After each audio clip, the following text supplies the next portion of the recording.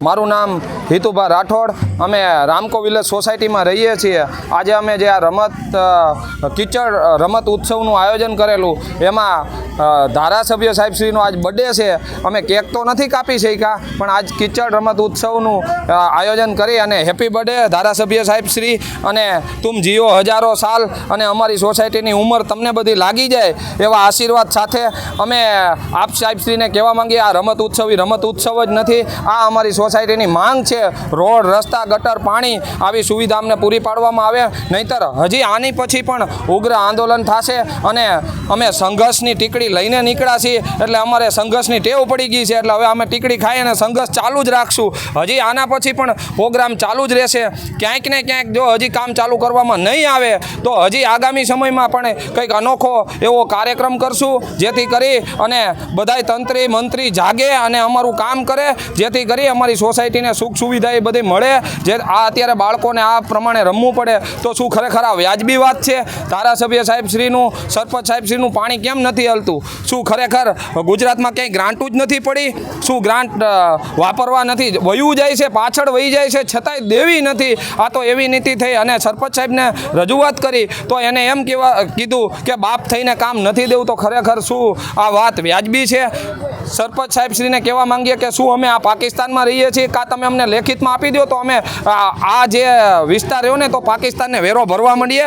આ વાત વ્યાજબી નથી અને કામ સવારથી ચાલુ કરાવો, જેથી કરી અને અમારા લોકોના કામ થાય અને અમે સારું એવું જીવન જીવી શકીએ। અમે માંગણી તમારી પાસે બીજી કાંઈ નથી કરતા, રોડ, રસ્તા અને પાણીની જ માંગણી કરીએ છીએ। હાલ અમારે 750 થી વધારે મકાન છે, 700-750 થી 2200ની વસ્તી છે, પણ હાલ કંઈક ને કંઈક કામે નીકળી ગયેલા એટલે 800 જણા અહીંયા રહે છે અને આ બધાય અમે પરિસ્થિતિ ઘણા ટાઈમથી ભોગવીએ છીએ અને આટલી રજૂઆત એટલા કાગળ કરતા પણ અમારી હજી કોઈ સુવિધા કે નોંધ લેવાતી નથી। તો ખરેખર હજી અમે તંત્રને કહેવા માંગીએ છીએ કે અમે હજી રોડ રસ્તા ઉપર નથી ઉતર્યા, તો હવે તમે આ ચાલુ કરો, નકર હવે વિસાવદરવાળી થશે એ પાકું છે।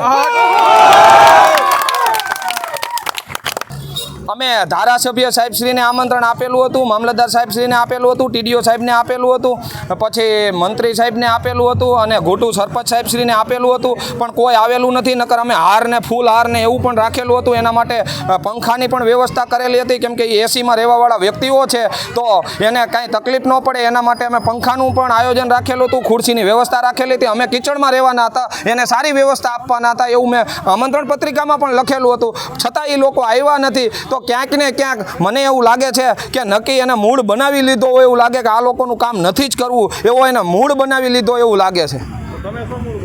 અમે મૂળ બનાવ્યો છે કે જો હવે નહીં કરો તો વિસાવદરવાળી પાકી છે સાહેબ, સમજી લેજો।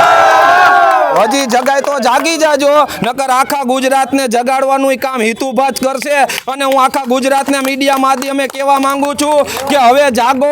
આ પરિસ્થિતિ જો તમારા વિસ્તારમાં આજુબાજુમાં હોય અને તમારી પાસે કોઈ આગેવાન ન હોય તો હિતુભા જેવા આગેવાન આવવા તૈયાર છે। તમે જાગો, તમારા આત્માને જગાડો અને હવે આમ આદમી પાર્ટીને પસંદ કરી લ્યો, જેથી કરીને મંડે કામ થવા। સોસાયટીથી હાવેણો મારશું, સોસાયટીથી હાવેણો મારવાનું ચાલુ કરીશ ને પછી હવે ગુજરાતને જગાડીશ। મારું નામ છે લક્ષ્મીબેન, હું રામકો વિલેજમાં રહું છું, મેઇન લાઇનમાં। તકલીફ ગટર, પાણી, રોડ, રસ્તા કાંઈ છે નહીં। અમારે માંગણી છે રોડ થઈ જાય, ગટર કનેક્શન, પાણી કનેક્શન અને આવી જાય તો બહુ સારું એમ। આ રમત ગમતનો પ્રોગ્રામ રાખ્યો હતો કે અમે બધાય થઈને જગાડીએ કે નગરપાલિકાને, એને કુટું સરપંચને કે જોવો તમે આ અમારા સોસાયટીની શું હાલત છે ને આજુબાજુમાં સર્વિસ કરી આવો કે અહીંયા શું હાલત છે। જે અમારું કામ કરશે એને અમે સન્માન કરશી। કોણ જાગશે? તંત્ર, આમાં કોણ તંત્ર જાગશે? અમે કોઈ પાર્ટીને નથી કરતા, અમે કોઈ મુદ્દો નથી બનાવતા। અમારું જે કામ કરશે એને અમે સન્માન કરી જ છીએ। આ રહ્યા ફૂલાય છે સન્માન માટે, આવી જાજો, જેને કામ કરવું હોય આગળ આવજો, એનું સન્માન અમે કરવા તૈયાર છીએ પૂરી સોસાયટી। અને 18 વર્ણ અમે રહી છીએ, એક નથી કે હાલો એક જ્ઞાતિ રહી છીએ, કે અમે જ્ઞાતિમાં ભેદભાવ નથી કરતા। આગળ કાંઈ કાર્યવાહી થતી નથી। આ બધી કોર અમે જાય બધી કોરથી આવ્યા છીએ પાછા, બધી ચારે બાજુ ફરી નગરપાલિકામાં જઈ આવ્યા છીએ। અહીંયા અમને પહેલાં કુટુંબ સરપંચે એમ કીધું કે તમે પત્ર લઈ આવો, પત્ર આપ્યું તો હવે એમ કે છે હવે તમે વેરા લઈ આવો, તો હવે ક્યાં શું કરવાનું? અમારે ક્યાં જઈ બોલો? કેને અમે દરવાજો ખખડાવી? બધાનો ખખડાવી, નગરપાલિકાએ જઈ, તાલુકાએ જઈ આવ્યા, સરપંચમાં 4 વાર જઈ આવ્યા છીએ, કલેક્ટર, મામલતદાર બધે જઈ આવ્યા છીએ અમે। તમે કયો ને એના અમે દરવાજો ખખડાવી અને આ સન્માન કરવા છે જ જોઈ લ્યો. આવી જાઓ.